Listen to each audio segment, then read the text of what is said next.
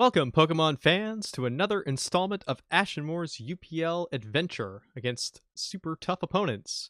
At least they're tough enough that we are now 1-3 in the standings. We've only won one game so far.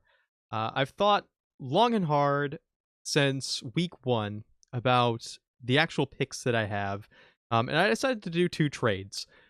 Now, these trades weren't necessarily because the things that I picked were bad. I think that the way that I drafted my team was actually really good, except for one respect.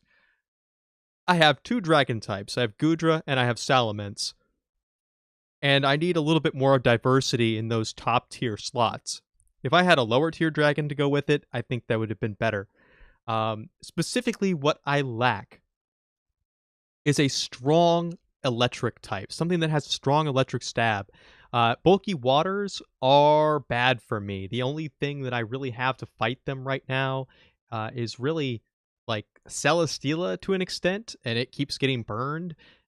And to a lesser extent, Swampert can trade hits with them, and Virizion, which I have yet to actually find a good time to play. I've decided to alleviate that I've traded Salamence for Thunderous Tea. Now, I've played Thunderous Tea before. I absolutely love that mon. In fact, it is probably one of my favorite mons of all time. I love the mon. I know how to play it. It's going to give me a little boost of confidence, I guess, going into my future matches. It also helps me deal with flyers. I don't have too much to deal with that besides the Mega Diancie, and there are several flyers that it's not very good against. So this is going to shore me up there. This also gives me a special attack booster. So I don't have anything else that has nasty plot. This has two different ways to boost. It's got a very, very wide and diverse move set, so it still has that. It can be run physically. It's got knockoff. It has defog. It's still versatile, so it still fits with the theme of my team overall. The other Pokemon I had considered trading was Gudra. Now, I love Gudra. Gudra's done great for me so far. I have no problems with Gudra whatsoever. However, there is another Pokemon in the same tier that fulfills the same role slightly better for my team. I already have a lot of special defense on my team. I need a little bit more defense, and I also need a fighting type that I can bring really every week if I wanted to. I'm taking Komo-o, so I traded Gudra for Komo-o. Overall, same stat spread, a little bit weaker on the special defense, way stronger on the defense. So if you average out the two's different defense stats, it comes out to about the same. This has way more offensive pressure, though. It has an equally diverse move pool, and its offensive pressure is just out of this world. And it also gets Dragon Dance, it gets Autotomize, it gets, Rock Polish, it gets Stealth Rock. This has all the versatility of Gudra, minus, the incredible special defense. I mean, that Gudra, you can't beat that. And it doesn't have immunity to grass moves, but it does have immunity to different kinds of moves. Sound-based moves or bullet moves, whatever you decide you want to go for. Also, it has Overcoat if we actually do come up against any weather teams or people that might want to, spam powder moves. That's a thing as well. So, we're going to debut both of them in this matchup. I didn't pick them specifically because of this matchup. I picked them because they kind of fit my overall strategy, and they plug some holes in my team that I think are there.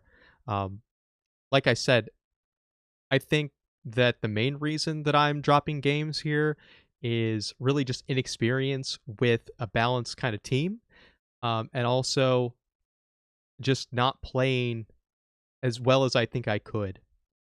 So we'll see if this makes any difference. If not, I'm sorry, Gudra. I never wanted to get rid of you. This week, we're going to be fighting Dr. Piplup and his Greenland Guzzlords, featuring the borderline Uber Pokemon Kyurem Black.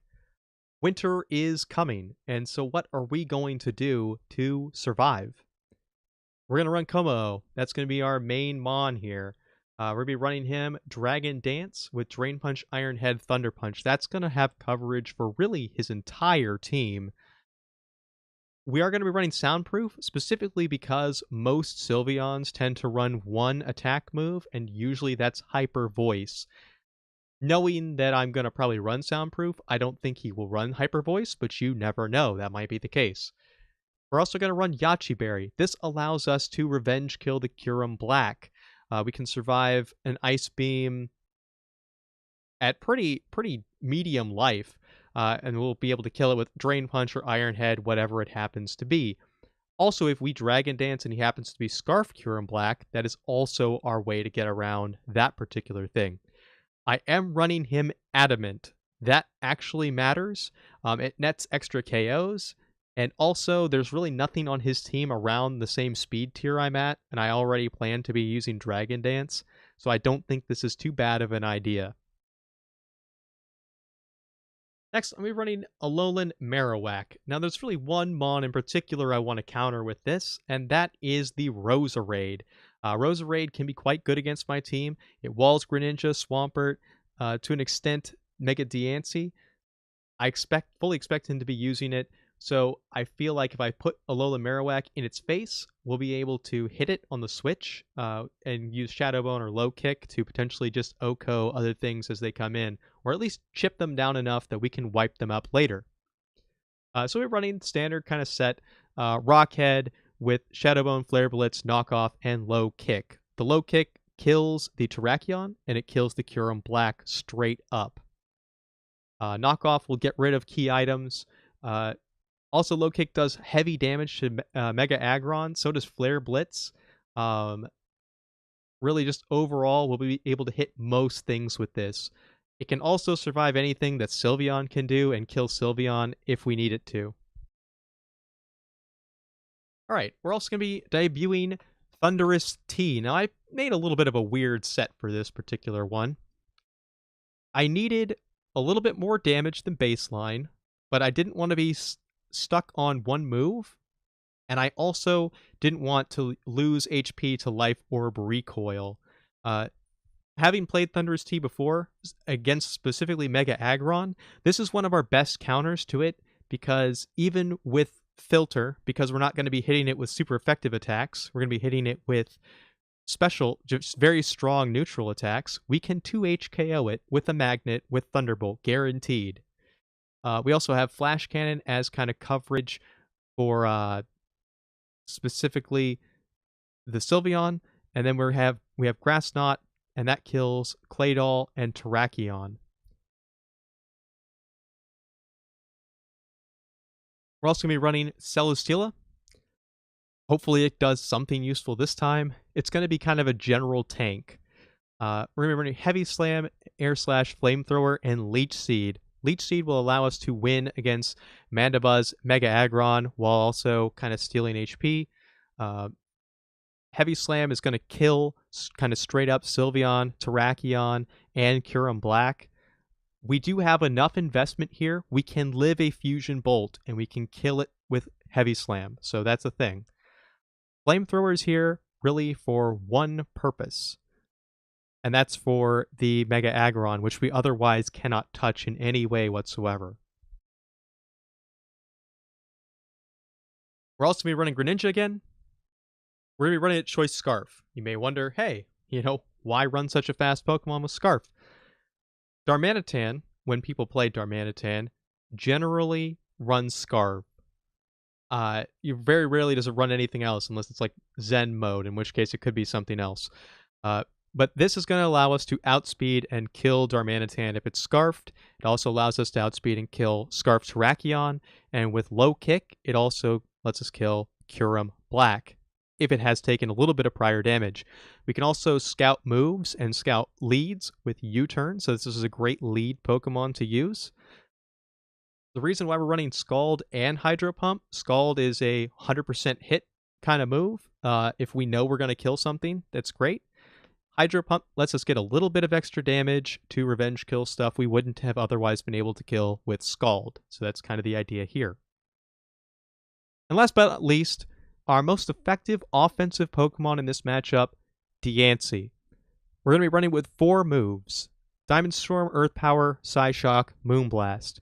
Diamond Storm and Moonblast hit virtually everything. Earth Power is really there entirely for that Mega Aggron. It can kill it from quite a high amount of HP. And Psyshock is there for Roserade, because I expect Roserade to be run kind of more specially defensive than defensive. I expect that to be there really to like counter my Thunderous T. So that's what I'm running. I feel pretty good about this particular matchup, especially how good Diancie is here.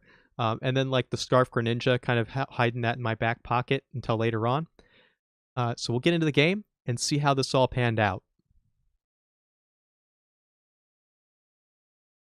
Welcome to the battle portion of the video.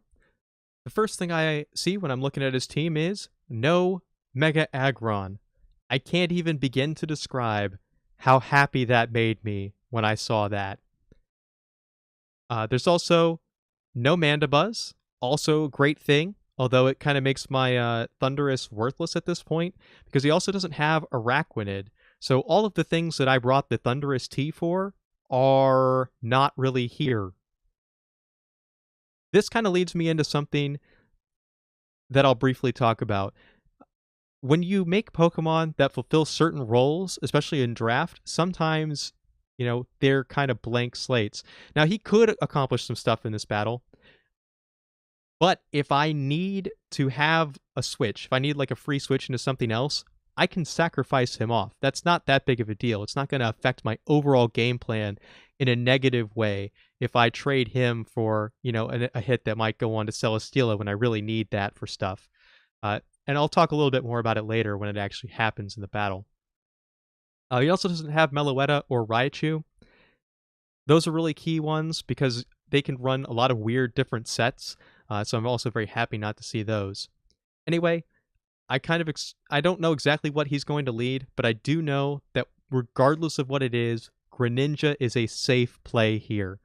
So I am going to lead with that Scarf Greninja, and he is going to put Roserade out. I'm going to immediately U-turn out. No reason to stay in here. He's going to go for a Leech Seed into my Marowak. And here we note that he has Black Sludge. One more thing I will say. Whenever you're up against an actual Pokemon, double check your calculations, right? There is no way he can possibly survive a Flare Blitz here, which is what he should expect me to do. I'm not going to do that. I'm going to go Shadow Bone. I've deliberately already kind of made this choice ahead of time. That's what I'm going to do. But had I gone ahead and calculated what his likely effort value spread was here, it would have made a big difference later on in the game. Anyway, we are going to go for that Shadow Bone. Terrakion's going to come in. It's going to take a huge chunk of damage, and now I can pretty much clean it up very easily later with Greninja. I swap into Celesteela because it will absorb any hit this guy can possibly do, and I will go for a Heavy Slam. It's going to take a big chunk out of Claydol. Now Claydol will take this opportunity to set up Stealth Rocks. I'm going to go ahead and Leech Seed it. I probably could have gone for a heavier play here, but I kind of expected that he might switch out as well. He's going to go into Darmanitan. We're going to Air Slash him. And that's going to take a big chunk out of Darmanitan as well. At this point, I expect fully that Darmanitan is going to be Scarf, and then it's going to hit Flare Blitz here.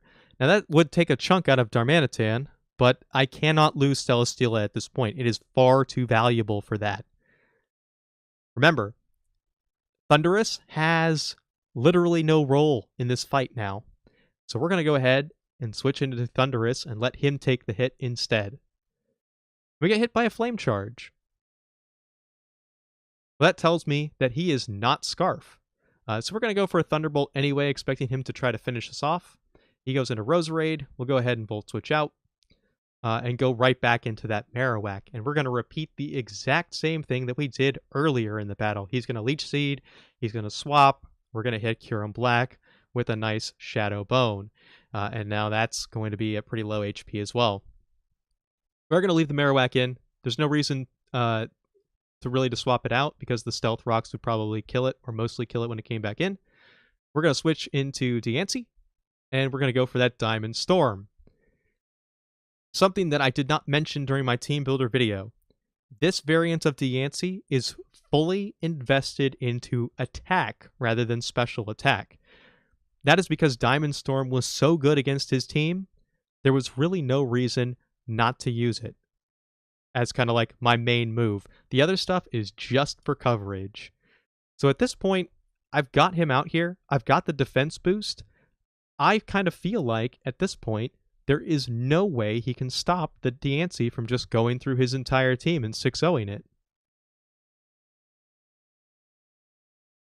So he is going to protect. That's going to allow him to gain a little bit of HP back, but not enough to survive another Diamond Storm. So he's going to go into that Claydol. We're going to take a big chunk of HP off of that. We hit him with a Moonblast. Then he's going to go for the Roserade. Now this is why I say, double check your calculations. When I was initially kind of going through this battle, and I was seeing, how much damage I could do to the Roserade with Diancie, Psyshock was like a guaranteed kill every single time, because I did not look at a variant of Roserade that was fully defense and fully HP. That is exactly what he's running, and I should have already known that that was the case here. Had I realized that, I probably would have gone ahead here and switched out into Celesteela, but I did not. So I'm going to hit him with Diamond Storm, or with the Psyshock, and then he's going to kill me with Giga Drain, because I was not paying attention. At this point, I'm kind of like, I might be throwing the game. I'll go ahead and go into Celesteela. I get Leech Seeded. We go for the Air Slash. That's fine. We'll be able to finish him off with that. He does get one layer of T-Spikes down at the same time. We are going to gain a little bit of defense, though. Going back into that Darmanitan, we kind of expect that he's going to go for a Flare Blitz once again, because all we've seen so far is Flame Charge. He's going to go for that Flame Charge. He's going to get that speed boost. We're going to go ahead and go out into Komo-o. The logic behind going out into Komo-o, since we are adamant-natured, we have a 3 out of 4 chance to kill this Darmanitan straight up with Drain Punch. So that is exactly the move that we're going to go for here. And then we see the Psychic. And the Drain Punch thankfully kills him. Psychic shows that he was Zen Mode Darmanitan, which he actually was. And so had he been able to transfer into Zen Mode with that speed buff, that wouldn't have been ideal. We did still have that Greninja that would have been able to kill him with a U-turn or with a Scald, really anything. So I don't think that made too terribly much of a difference, but it could have. The main reason why I say that that's not that big of a deal is because we still had Celesteela in the back. Even if it had gotten hit by a Fusion Bolt, it would have been able to survive. It would have been able to kill the Kyurem Black. And then it probably would have been able to take out the Sylveon and the Terrakion, or at least one of them. So Sylveon here, we'll kill it with Iron Head. That was a 50-50 roll, to be fair. And had we not been adamant, we wouldn't have been able to get even close to that. That's another reason why we were adamant in this matchup, to guarantee, or at least come close to guaranteeing, a 2-hit kill on Sylveon with the Iron Head. Anyway, he will go ahead and send out the Kyurem Black. We have the Yachi Berry, which will allow us to survive the Ice Beam. And then we'll be able to kill that with our Drain Punch. And he's going to go into Terrakion. Obviously, he's going to be able to kill the Komo-o with close combat. We will switch into our Scarf Greninja, and we will finish him off. He was, in fact, Scarf Terrakion here, which makes sense. So we did win a couple of rolls with that Komo-o. That 3 out of 4, and then that 50-50 against the Sylveon. I do not know what moveset that Sylveon was actually running. If it had Hyper Voice, that roll did not matter. If it didn't, then it might have mattered. I think I had enough stuff in the back that I would have been able to win regardless of what happened there. But you never know. So we executed the game plan the way we wanted to, and it worked out for us. I say good game to Dr. Piplup. I really liked the Darmanitan Zen Mode tech that you brought. It didn't really work out as well as I'm sure you hoped it would, but props for bringing it. I think it takes a lot of balls. I think the Roserade tech was really good too. I'm not going to get to play you again, but I wish you luck in the league. And I'll see all of you guys for the next battle video that I put out. Have a good one.